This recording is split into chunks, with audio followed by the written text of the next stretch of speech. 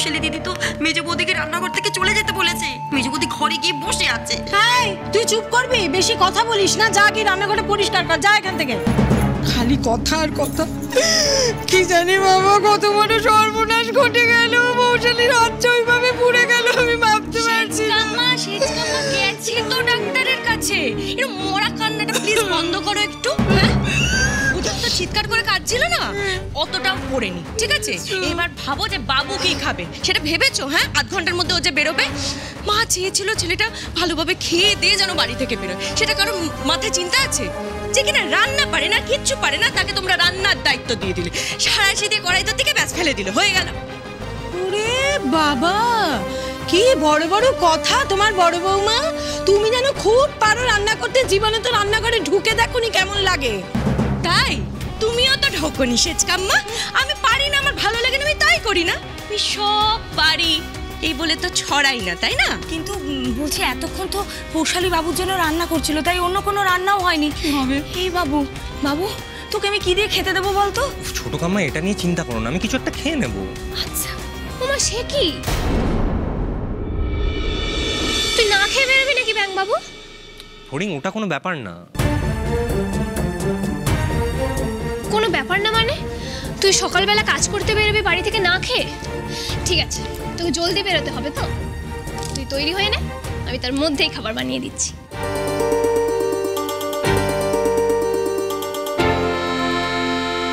ও তুমি করবে? আচ্ছা ফড়িং, তুমি বাবুর জন্য যে রান্না করবে, বাবু কি খেয়ে অফিস যায় তুমি সেটা জানো? বাবু কি খাবার পছন্দ করে সেসব তোমার জানা আছে? যে তুমি একটা আলটপকা কথা বলে দিলে। এত কথা তুমি কেন বলো বলো তো ফড়িং? এই বাবু তুই বস, আমরা তোর জন্য একটা খাবারের ব্যবস্থা করে দিচ্ছি। এই দোলন, দোলন তুই রান্নাঘরটা পরিষ্কার করেছিস কি? তাড়াতাড়ি কর, বাবুর খাবার তৈরি হবে। আর বড় বৌমা, বড় বৌমা তুমি যাও না গো, যে একটুখানি ওপরে গিয়ে মেজোকে ডেকে দাও না, যাও না। সেজকাম্মা আমার ভালো লাগছে না। মেজমা তুই এত ব্যস্ত হচ্ছিস কেন? হ্যাঁ না, আমি 10 মিনিটে এমন একটা খাবার রেডি করবো যেটা খেলে ব্যাংবাবুর পেট মন মাথা একদম ঠান্ডা। ব্যাংবাবু তত্তর করে কাজ করবে, তুই দেখ। ফড়িং, তোমাকে আর বেশি পাকামো করতে হবে না, তোমার তো অনেকগুলো কাজ আছে, সেগুলো করো কি। আর শোনো, প্যাকিং যখন করবে তখন লিস্টটা মিলিয়ে নেবে, একটা জিনিসও যেন বাদ না যায়। উফ বাবা, বাবু তোমার বউ যখন কিছুটা স্পেশাল করতে চাইছে করতে দাও না, কেন বাধা দিচ্ছ বলো তো? আর ও তো বাড়িতেই থাকবে, আমি হেল্প করে দেবো ওকে, তাই না? হ্যাঁ হ্যাঁ, বদ্দি করবে তো হেল্প। বাবা আবার ইংরেজি বলছে, এবার থেকে আবার ইংরেজিও শুনতে হবে। I can talk English, I can bark English, I can laugh English because English is very funny language. বলছি শোন না, আমাকে 5 মিনিট টাইম দেবে, এক্ষুনি খাবার রেডি করো। এই না না না না, খবরদার, তুমি যাবে না ফড়িং। আরে কি জ্বালাতনের ব্যাপার। আরে ছোট, চল শিখে দেখি, কাণ্ড বাঁধাবে দেখি। চল কি কথা বল দেখি, ঢুকে পড়লো।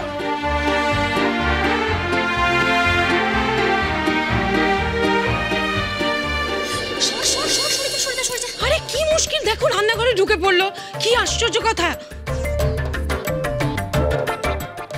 ছোট মা বলছি যে কাল রাতের ভাত কোথায় রে, শিখিয়ে দে আমাকে। কালকে রাতের ভাত দিয়ে কি করবি? আরে বাবা তুই নিয়ে আয় না, দেখ আমি কি করি।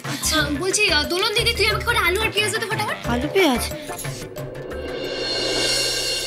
এই ফড়িং, এই ভাতটা তো একদম জল কেটে গেছে আর ভীষণ ঠান্ডাও, কি করবি ভাতটা দিয়ে? আমাকে দে, তারপর দেখ আমি এটা নিয়ে কি করি। এ বাবা, এসব খেলে তো বাবুর ঠান্ডা লেগে যাবে। না না না, এই মেয়ে একদম না, খবরদার, বাবু এসব খায় না, ও সহ্যও হয় না আর ও খাবেও না, তুমি দেবে না ওকে, ব্যাস।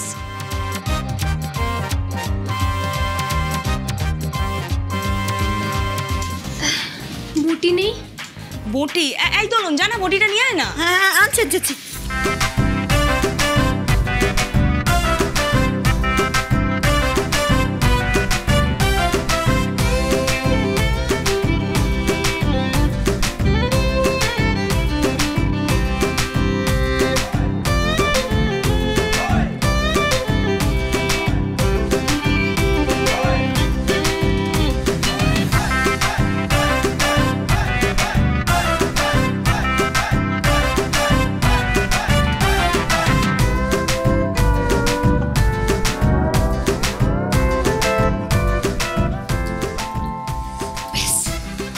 দেখি ছোট মা সর।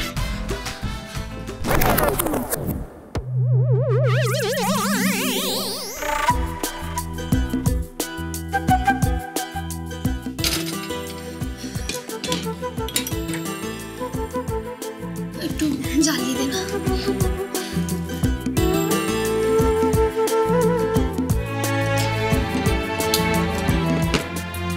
নে এবার আমি করে নিতে চাই।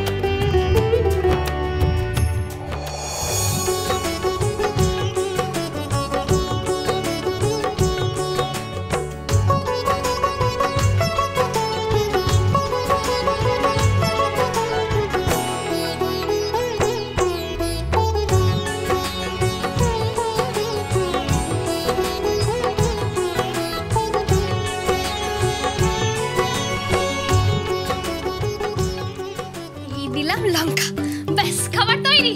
চলো চলো চলো তাড়াতাড়ি বসো। বসো বসো বসো। আচ্ছা এই দেখ, আরে দেখছিস কি, খা দেখ কি দারুণ লাগবে। ও আমি না সর্ষের তেলটা নিয়ে আসি।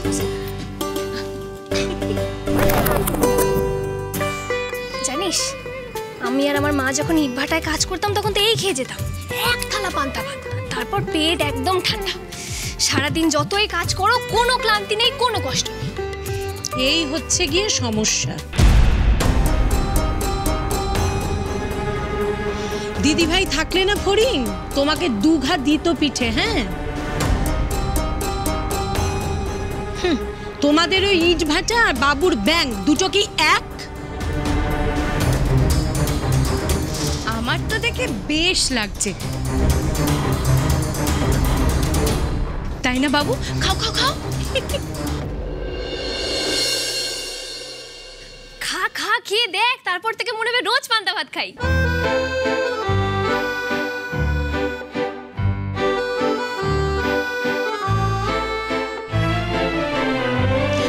খাস না বাবু, খাস না, খেলে তো ঠান্ডা লেগে যাবে। আর দিদি ভাই জানতে পারলে ভীষণ রেগে যাবে বাবু। তুই তো জানিস খুব চিন্তা করবে দিদি ভাই। একে তো পৌশালিটার ওরম ভাবে হাত পুড়েছে, এরপর যদি তোর আবার ঠান্ডা লেগে যায়। আচ্ছা বৌমা, একটা ফোন করলে না দাদামণিকে? হ্যাঁ একটা খবর নাও পৌশালির। তুমি নিজে করো না সেচকাম্মা, অদ্ভুত। পৌশালি সুস্থ হওয়াটা খুব দরকার। তোমরা তো কেউ ফোন করলে না, চাই আমি বাবা দাদামণিকে ফোন করে আসি। হ্যাঁ তুমি ফোনটা করে না, আমি বরং খেয়ে নিই।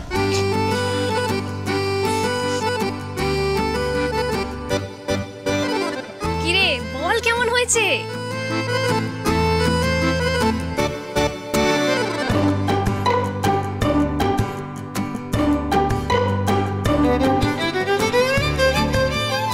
কি বলেছিলাম, রোজ এক থালা পান্তা ভাত খাবি, শরীরে কোনো রোগ জীবাণু কিচ্ছু বাসা বাঁধতে পারবে না।